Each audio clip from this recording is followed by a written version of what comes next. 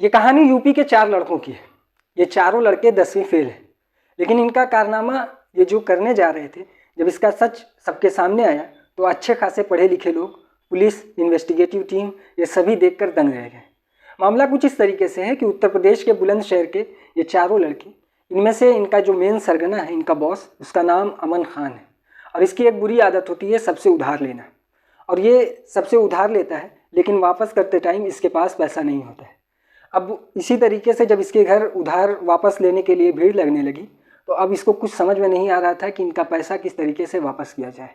अब इसको लेकर ये बहुत ज़्यादा परेशान होता है। लेकिन एक दिन इसके जहन में कुछ बड़ा करने को आया और वो सोचने लगा। और एक दिन ये बुलंदशहर छोड़कर अकेले नए नए शहरों में जाने लगा। यहाँ तक कि दिल्ली, मुंबई, हर जगह ये अकेले घूमता रहा। लेकिन इसको कुछ समझ में नहीं आ रहा था। कुछ इसको बड़ा करना था, ये इसे मालूम था, लेकिन क्या करना था इसका कोई उसे के पास प्लान नहीं था। लेकिन एक दिन जब वो जयपुर जाता है, और जयपुर के एक इलाके में, अम्बावाड़ी इलाके में जब ये जाता है, वहाँ की सब्ज़ी मंडी में, तो इसको समझ में आता है कि इसका मकसद जो था वो इसे मिल गया है। जयपुर अम्बावाड़ी इलाका एक ऐसा इलाका है जहाँ पर कोई रिहायशी इलाका नहीं है। ये सब्ज़ी मंडी है, यहाँ पर होलसेल में सब्ज़ियाँ बेची जाती हैं।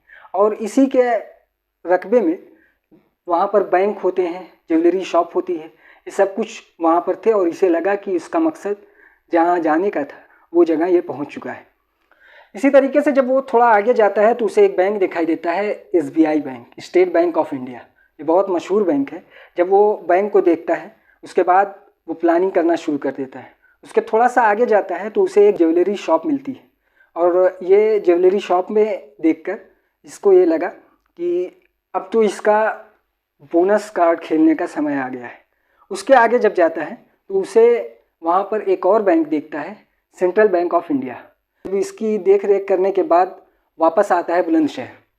बुलंदशहर में आने के बाद ये अपने दोस्तों को अपना प्लान बताता है, लेकिन इसके दोस्त तैयार नहीं होते हैं। लेकिन वो उन्हें समझाने के बाद कि इसमें कोई ख़तरा नहीं है, इसकी प्लानिंग इतनी सटीक है कि ये सब कुछ करके वापस भी आ सकता है। क्योंकि थे तो ये 10वीं फेल, लेकिन इसका प्लान इस तरीके से मजबूत था कि जब ये मामला सबके सामने आया तो अच्छे खासे लोग इसे देखकर दंग रह गए। मामला कुछ इस तरीके से है कि ये बुलंदशहर से वापस जाता है जयपुर अपने तीनों दोस्त को लेवाकर। उसके बाद ये वहाँ पर जाकर अपनी फ़र्ज़ी आईडीज़ बनाते हैं। फ़र्ज़ी दस्तावेज़ बनाने के बाद ये वहाँ पर एक घर लेते हैं। किराए पर घर लेने के बाद ये उसी में रहते हैं और अक्सर वो स्टेट बैंक ऑफ इंडिया का चक्कर काटते रहते हैं। वहाँ पे जाते हैं और बैंक अकाउंट खुलवाने के बहाने ये वहाँ पर रेक करते हैं। एक एक करके ये धीरे धीरे सब अंदर जाते हैं और अकाउंट खुलवाने के बारे में वहाँ पर बात करते हैं। लेकिन असल में इन्हें कोई अकाउंट नहीं खुलवाना था, क्योंकि इनका फ्यूचर प्लान कुछ इस तरीके से था कि अगर ये अकाउंट खुलवाते तो बाद में इनके ऊपर नज़र पड़ जाती उन लोगों की, जब यहाँ पर डकैती चोरी होती। अब ये अकाउंट में कोई इंटरेस्ट इनका था नहीं, लेकिन ये बैंक एक एक करके जाते रहे और ख़ास करके उन लोगों पे नज़र रखते रहे जो लॉकर रूम से निकलते थे। और ये देखने के बाद एक दिन ये एक शख्स जो लॉकर रूम से निकल रहा था, उससे अकाउंट खुलवाने के बारे में बातचीत करते हैं कि यहाँ का लॉकर सेफ़ है, मैं यहाँ पर अपना लॉकर लेना चाहता हूँ, क्या यहाँ पर सेफ्टी की गारंटी है? तो वो कहता है कि हाँ, बहुत, यहाँ पर तो बड़े बड़े लोगों के अकाउंट हैं, इसमें कोई दिक्कत नहीं होती है, कोई चोरी का ख़तरा नहीं है। अब वो ये कहता है कि नहीं, मुझे डर है कि कहीं चोरी हो ना जाए। तो सामने वाला कहता है कि नहीं, ऐसा कुछ नहीं होगा, क्योंकि ऐसे ऐसे जाने के बाद नीचे लॉकर रूम है तो कोई ख़तरा नहीं होता। अब ये इसका प्लान, इसका जो रेखी का तरीका था, ये इसके दिमाग में बैठ गया कि किस तरीके से लॉकर रूम कहाँ पे है। फिर ये बाहर आते हैं। बाहर आने के बाद ये प्लान को आगे बढ़ाने के लिए इनके जहन में एक चीज़ आती है कि यहाँ पर कोई दुकान लिया जाए, और दुकान भी ऐसी कि उस दुकान का मेन जो हो वो बेसमेंट हो, और इनको बेसमेंट में ही दुकान चाहिए। अब ये आगे जाते हैं, उस जगह पर दुकान खोजते हैं तो एक दुकान इनको मिल जाती है। उनसे बताते हैं कि हम लोग खाद का बिज़नेस करते हैं, और खाद का बिज़नेस करने के लिए उन्हें एक ऐसी दुकान चाहिए जहाँ अच्छे खासा स्पेस हो। अब वो बेसमेंट, क्योंकि वहाँ मंडी थी तो अक्सर करके बेसमेंट वहाँ पर बनाए जाते थे, तो 13,000 पर मंथ के किराए पे ये लोग वो दुकान ले लेते हैं। प्लान सब कुछ तय था और ये खाद की बोरियां अपनी दुकान पर रखते गए। बिल्कुल ओरिजिनल दुकान, जिस तरीके से खाद की दुकान होती है उसी तरीके से सब कुछ सेट करते हैं। अच्छा, बोरियां इनकी खाद की ही क्यों ये दुकान चुनी, उसकी वजह बोरियां थी। इनको पता था कि फ्यूचर में ये बोरियां इनके क्या काम आ सकती हैं। अब ये सब कुछ करने के बाद वो कुछ दिन तक रेखी करते रहे कि कब यहाँ पर क्या होता है, सुबह कै बजे लोग आते हैं यहाँ पर और शाम को कै बजे बंद करते हैं, और कब सन्नाटा यहाँ पे होता है, ये सब कुछ तय करते हैं। क्योंकि वो एक मंडी थी तो पूरे दिन भर शोरगुल, वहाँ पर हल्ला मचा होता है, यहाँ तक कि गाड़ियाँ आना जाना और दुकानदार अपने कस्टमर्स को चिल्ला कर बुलाना, ये सब कुछ वहाँ पर शोर शराबा मचा रहता है। अब इनके जहन में ये था कि सुबह लोग आते हैं और दुकान खोलते हैं, उसके बाद शाम तक बंद करके सब लोग अपने अपने घर चले जाते हैं, क्योंकि ये एक रिहायशी इलाका तो था नहीं। अब ये सब कुछ सेट करने के बाद अपना मेन मिशन को आगे बढ़ाते हैं। वो इस तरीके से करते हैं कि अंदर से यहाँ इनकी दुकान जहाँ पे थी वहाँ से लेकर बैंक और वो ज्वेलरी शॉप और दूसरा बैंक, उसकी दूरी 300 मीटर की थी। अब इन्हें वहाँ पर एक सुरंग खोदना था। सुरंग भी ऐसी कि आप आगे देखेंगे कि ये किस तरीके से चालाक थे तो ये 10वीं फेल, लेकिन इनका दिमाग कोई इंजीनियर से कम नहीं था। किस किस तरीके से ये इक्विपमेंट का इस्तेमाल करते थे उस सुरंग को बनाने के लिए। अब ये सुरंग खोदना चालू करते हैं।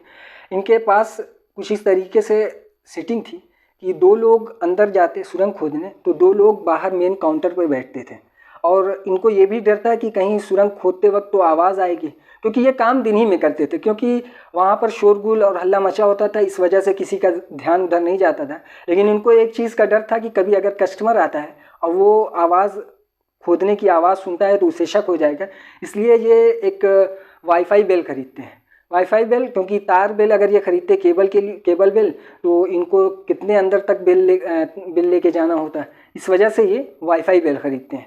और वाईफाई बेल की बटन मेन काउंटर पे होती है और बेल वो जो अंदर खुदाई करता है वो लेकर जाता है। उसका तरीका कुछ इस तरीके से था कि जब ये एक मरतबा बेल दबाते हैं तो सामने वाले को ये समझ में आ जाता है कि अब काम रोक देना है, क्योंकि अगर नहीं रोकेंगे तो पकड़े जाएंगे। और जब ये 2 मरतबा बेल दबाते हैं तो उनको ये समझ में आता है कि अब कोई कस्टमर नहीं है, अब खुदाई जारी कर सकते हैं। इसी तरीके से ये खोदते गए और वो बोरी का इस्तेमाल इस तरीके से करते रहे कि जो मिट्टी वहाँ से निकलती थी वो उसी बोरी में रखते थे, और बोरी में रखने के बाद उसी दुकान पे रखते थे, और कुछ दिन पे वो बोरियाँ ई रिक्शे में, ये अपना माल ई रिक्शे से मंगाते थे, खाद अपनी ई रिक्शे से मंगाते थे, और वापस उसी बोरी को ई रिक्शे में रख कर किसी खेत के सामने रुक जाते थे, और इससे किसी को शक भी नहीं होता था कि ये बोरियां किस वजह से हैं। उनको लगता था कि खाद है, अपना आती जाती रहती है, तो किसी को शक ना हो, इस वजह से वो किसी खेत के सामने रोकते थे, और जब रिक्शे वाला आगे चला जाता था तो ये बोरियां वहीं पलट कर वापस आ जाते थे। इसी तरीके से इनका पूरा प्लान 4.5 महीने तक ये खुदाई चलती रही। 4.5 महीने ये किसी को बगैर पता चले ये अपना काम करते रहे। कुछ दूर सुरंग के आगे जाने के बाद अब इनको तो डायरेक्शन किस तरीके से पता करना था, इसका भी आप देखिए इनका दिमाग कि ये ऊपर जाते हैं और कंपास लेते हैं, जिस तरफ बैंक की डायरेक्शन होती है उसी तरफ ये सुरंग में जाते हैं, क्योंकि ऊपर से तो आदमी पता लगा सकता है कि बैंक किस तरफ है, लेकिन सुरंग के अंदर उनकी डायरेक्शन उसकी चेक करने के लिए ये कंपास का यूज़ करते हैं। और कंपास का यूज़ इस तरीके से करते हैं कि पहले ऊपर जाते हैं, जब चेक करते हैं कि बैंक किस दिशा में है, वैसे ही कंपास को नीचे सुरंग में लेके जाते हैं और उसी तरह से खुदाई अपनी चालू रखते हैं।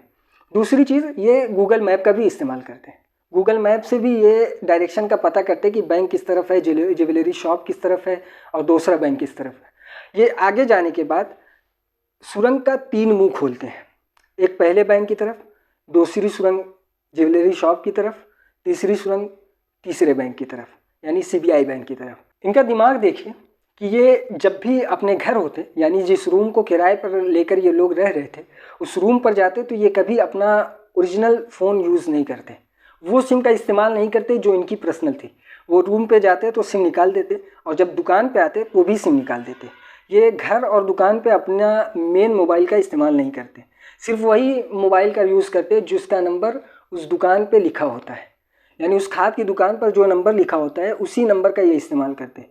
और जब इनको अपने घर पर बात करनी होती तो रूम से कुछ दूरी पे एक जगह है दिल्ली गेट, ये वहाँ पर जाते हैं और सिम लगाते हैं और अपने घर वालों से बात कर लिया करते थे। इनका एक दिन जब ये खुदाई कर रहे थे, खुदाई होती रही, और एक दिन सुबह ही सुबह वहाँ पर एक ट्रक आता है, और वो ट्रक वहाँ से आलू का बोरा लाद कर अपनी रिटेल मार्केट में लेके जाने के लिए वो आता है। और जब वो बोरिया लाद चुका होता है, कुछ दूर आगे आता है तो उसका चक्का एक गड्ढे में धंस जाता है। चक्का जैसे ही गड्ढे में धंसता है तो वहाँ ट्रक और ट्रक के हेल्पर और बाकी जिस दुकान से वो सामान लिया था वो दुकान के कुछ लड़के आते हैं और फावड़े से उसको चक्के को निकालने की कोशिश करते हैं, लेकिन जितनी मिट्टी वो निकालते हैं चक्का उतने अंदर धंसता जाता है। एक टाइम ऐसा आया कि ट्रक पूरा का पूरा उस गड्ढे में धंस गया। अब लोगों को लगा ये क्या है, लेकिन उनको अभी भी ये शक नहीं था कि कुछ इस तरीके का काम यहाँ पे हो रहा है, और सोचे कोई पुरानी पानी की लाइन गई होगी, ये अभी तक वैसे ही पड़ी होगी और ये गड्ढा इसी का हुआ होगा। लेकिन जब वो क्रेन बुलाते हैं और क्रेन से जब उस ट्रक को निकाला जाता है, तो जब निकालने के बाद उन्हें एक लंबी चौड़ी सुरंग दिखाई देती है, और वो सुरंग देखते हैं, एक शख्स जब अंदर झांक के देखता है तो वहाँ देखता है कि कुछ औजार पड़े हैं जो सुरंग खोदने में काम आते हैं। उन्हीं में से किसी एक शख्स ने फ़ौरन पुलिस को कॉल किया, और पुलिस के आने के बाद जब पुलिस का एक ऑफिसर अंदर जाता है तो देखता है कि ये एक लंबी चौड़ी सुरंग है, और वो उसी तरफ जाता है जिस तरफ मेन सुरंग चौड़ी वाली जाती है, और अंदर जाते जाते वो उस खाद की दुकान पर निकलता है। अच्छा, उस खाद की दुकान पर निकलने से कुछ देर पहले तक मेन सरगना अमन खान उस दुकान पर बैठा होता है, लेकिन वो चाय पीने के लिए कुछ दूरी पर एक चाय की दुकान थी वहाँ पर जाता है, और जैसे ही चाय पीता है, जब देखता है कि पुलिस उसकी दुकान में आ गई है तो वो फ़ौरन वहाँ से फ़रार हो जाता है। पुलिस वाले ने जब चाय की दुकान वाले से पूछा कि ये दुकान किसकी है, क्योंकि चाय वाला उसको इस तरीके से पहचानता था, क्योंकि वो अमन खान अक्सर वो अपने चेहरे को ढके होता था मास्क से और हैट लगाया होता था, तो ऐसे लोगों पे ख़ास करके लोगों की नज़र पड़ती है। तो चाय वाला फ़ौरन बताया कि वो तो अभी यहीं खड़ा था और आपको देखकर अभी जस्ट भागा है। उसके बाद उसका हुलिया पुलिस सबको बताती है, अपनी टीम को बताती है, और सब लोग उसकी खोजाई करना चालू कर देते हैं। वहाँ से कुछ 2.5 किलोमीटर दूरी पर अमन खान पकड़ा जाता है, लेकिन उससे पहले अमन खान अपने बाकी साथियों को फ़ोन कर बता चुका होता है कि अपने काम का भेद खुल चुका है, यानी अपनी टनल खोदने का राज फाश हो चुका है, आप लोग भाग जाइए। और इसी तरीके से उसके सारे साथी भाग जाते हैं, लेकिन अमन खान पकड़ा जाता है। इसके पकड़े जाने के बाद पुलिस दोबारा उस सुरंग में अपने ऑफिसर्स को भेजती है, तो वहाँ से सुरंग खोदने के औजार और वहाँ का नक्शा, यानी उस मार्केट का नक्शा और कंपास व बिल, ये सारे सामान उसको मिलते हैं। जब पुलिस उस मैप को देखती है, क्योंकि अभी तक पुलिस को ये नहीं पता था कि इनका आखिर सच में प्लान क्या था, तो वो जब देखती है मैप तो उनको पता चलता है कि ये असल में एक टाइम पे तीनों जगह चोरी करने का प्लान कर रहे थे। इससे पहले अभी तक पुलिस को नहीं पता था।